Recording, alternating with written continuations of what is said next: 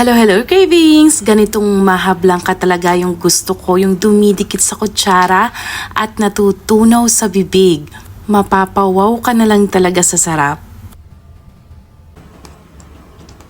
Grabe, sarap. Uunahin muna natin tunawin yung ating cornstarch sa ating evaporated milk. Any brand po na gusto nyo ng evaporated milk ay pwedeng-pwede po. Hahaluin lang natin ito hanggang sa ito ay matunaw at sa kawali naman ilalagay na natin yung ating gata. Ang ingredients po makikita natin sa last part ng ating video. Sinunod na natin yung ating condensed milk, tapos yung ating cream style corn.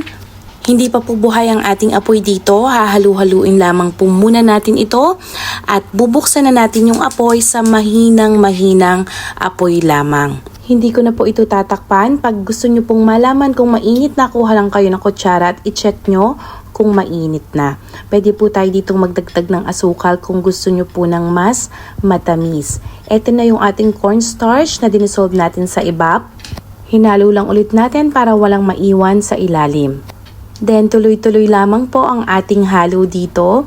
Mahina pa rin po ang ating apoy, hindi na po natin babaguhin yan. Kung gusto nyo po ng creamy at saka natutunaw sa bibig na mahablang ka, ganito po ang inyong gawin at sundin nyo lang ang procedure. Naglagay na rin tayo dyan ng cheese at pinatay na rin natin ang ating apoy at tuloy-tuloy lamang ang aking halo dito dahil mainit pa yung ating kawali. Magbabawas lang ako ng kalahati dahil yung kalahati naman ay lalagyan natin ng ube flavor. Kapag nasubukan nyo ang recipe natin ng ating mahablang ka, siguradong uulit-ulitin nyo cravings. Mapapawaw ka na lang talaga. Naglagay na pala tayo dito ng ating ube flavor. Depende na po sa inyo kung gaano ka-dark ang gusto nyong kalabasan ng ating ube flavor. Yung akin ay medyo light lang ng kaunti, basta magkaroon ng kulay. Tapos ilalagay ko lang ito sa clear container habang mainit pa yung ating mahablang ka. Ito naman po ay pansarili lamang. Pero kung gusto nyo mong ibigay at mamigay sa ating mga kapitbahay, syempre magpa-plastic tayo ng kamay. Ang ating pong cheese ay kaya crumbly dahil galing po yan sa freezer. Tapos dinipros natin. Yung half po niya nilagay po natin kanina nung tayo nagluluto at yung half naman ay pang toppings.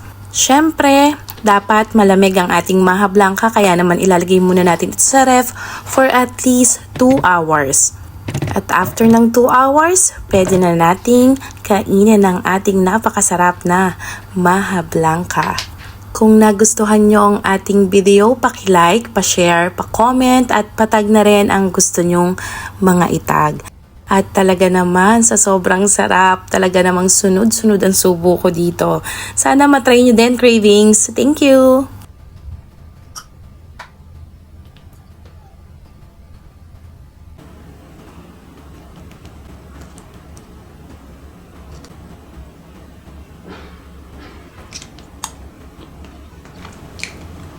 Grabe, sarap.